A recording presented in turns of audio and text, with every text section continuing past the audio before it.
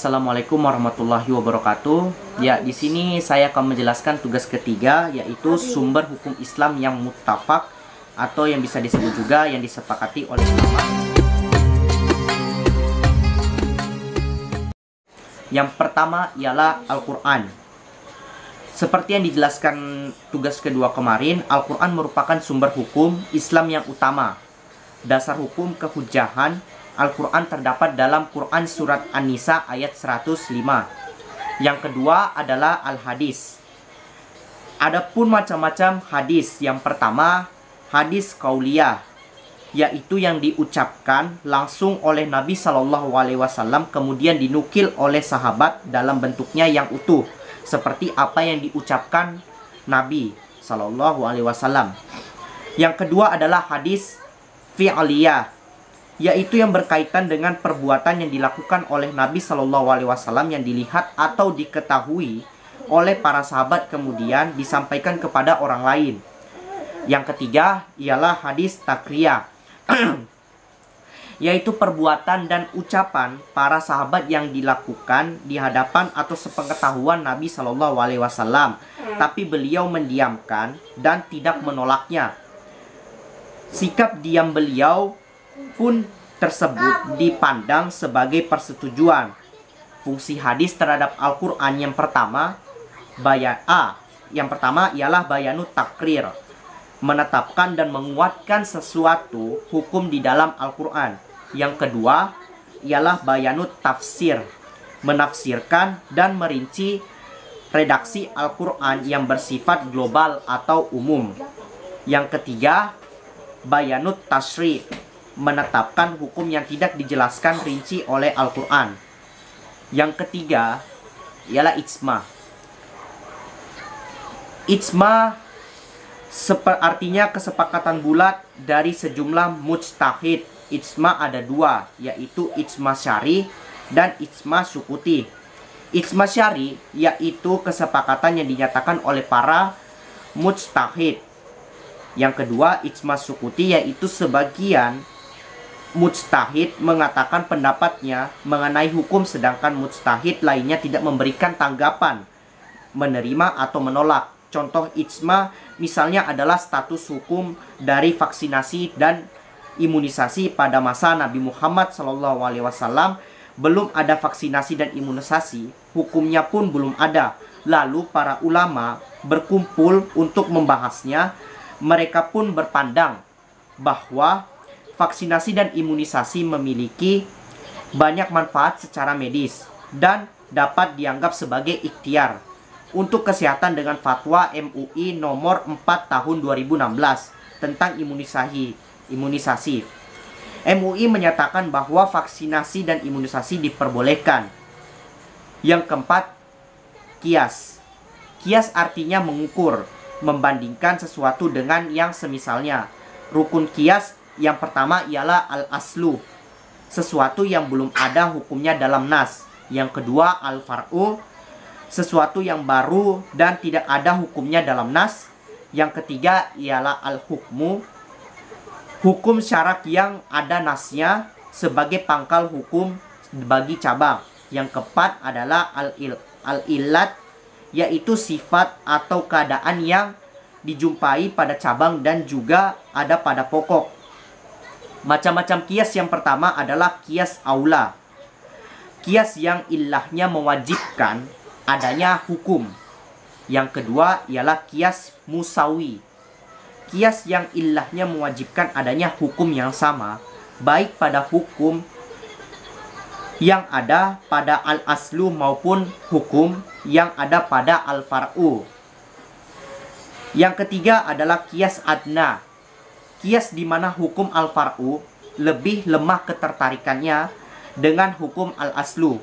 Contoh kias menganalogikan narkotika pada zaman Nabi Muhammad tidak ada dengan khamar, atau bisa disebut juga minum yang memabukkan. Karena sifat yang menimbulkan membahayakan kesehatan, kecanduan dan ketergantungan sama seperti khamar, maka narkotika dianggap sama hukumnya dan dianggap haram. Ya, yang kedua adalah sumber hukum yang muktala. pertama ialah istihsan. Istihsan menurut bahasa mempunyai arti menganggap baik. Ahli usul yang dimaksud dengan istihsan ialah berpindahnya seseorang mujtahid dari hukum yang dikehendaki oleh kias jali atau jelas kepada hukum yang dikehendaki oleh kias kafi, samar atau samar-samar, atau dari ketentuan hukum kuli kepada ketentuan hukum juz'i khusus, karena ada dalil yang lebih kuat menurut pandangan mujtahid. Dari pengertian tersebut berarti istihsan dapat dibedakan menjadi dua. Yang pertama, menggunakan kias kafi atas kias jali. Contohnya wanita yang sedang haid boleh membaca Al-Quran berdasarkan istihsan dan haram menurut kias. Kias wanita haid itu dikiaskan kepada junub dengan ilat sama-sama tidak suci. Orang junub haram membaca Al-Quran, maka orang haid juga haram membaca Al-Quran. Istihsan haid berbeda dengan junub karena haid waktunya lama sedangkan junub waktunya sebentar. Maka wanita haid tidak dapat melakukan ibadah dan tidak dapat pahala, sedangkan laki-laki dapat beribadah setiap saat. Ketentuan yang kedua adalah ketentuan hukum kuli atau umum kepada ketentuan hukum juz'i, seperti kebolehan dokter melihat aurat wanita dalam proses pengobatan. Yang kedua adalah maslahah mursalah. Maslahah mursalah adalah sesuatu perbuatan yang bermanfaat bagi kemaslahatan umat. Contoh, maslahah mursalah, pencuri dihukum potong tangan kelihatan kejam, namun demi kemaslahatan umat agar umat tentram, tidak ada ketakutan tentang keamanan hartanya, maka pencuri dihukum potong tangan. Membuang barang di atas kapal tanpa izin.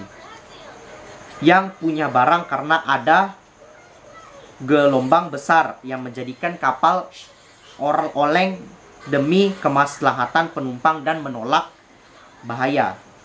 Yang ketiga adalah istishab. Istishab menurut bahasa mempunyai arti selalu menemani atau selalu menyertai. Menurut istilah istishab adalah menjadikan hukum yang telah tetap pada masa lampau terus berlaku sampai sekarang karena tidak diketahui adanya dalil yang merubahnya. Yang keempat ialah sadzus zari'ah. Sadzus zari'ah adalah penutup jalan atau mencegah hal-hal yang bisa membawa atau menimbulkan terjadinya kerusakan. Dengan kata lain, segala sesuatu baik yang berbentuk fasilitas, sarana, keadaan, dan perilaku yang memungkinkan membawa kepada kemudharatan hendaklah diubah atau dilarang. Yang kelima adalah urf. Urf menurut bahasa arti mengetahui. Urf adalah apa-apa yang saling diketahui oleh manusia dan mereka mempraktekannya, baik perkataan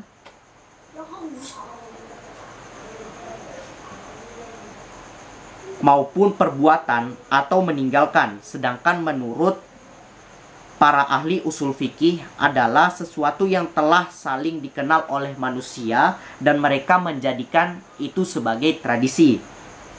Yang keenam adalah syar'u man qablana.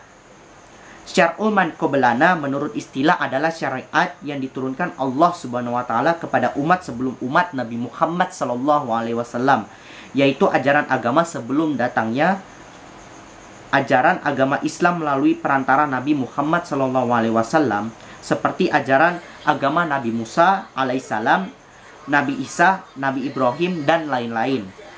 Yang ketujuh adalah mazhab sahabi. Mazhab sahabi Arti menurut bahasa ialah pendapat sahabat Rasulullah SAW tentang suatu kasus di mana hukumnya tidak dijelaskan secara tegas dalam Al-Quran dan As-Sunnah Rasulullah SAW. Ya, yang ketiga adalah dalil nakli dan seperti yang dijelaskan di tugas kemarin. Dalil nakli menurut bahasa adalah dari nakli al-syai'i, yakni mengambil sesuatu dari satu ke tempat lain, dan yakni mereka yang menuliskan hadis-hadis dan menyalinkannya dan menyadarkannya kepada sumber-sumbernya. Sedangkan dalil akli secara bahasa berasal dari kata bahasa Arab akal yang mempunyai beberapa makna, diantaranya denda, kebijakan, dan tindakan yang baik atau tepat.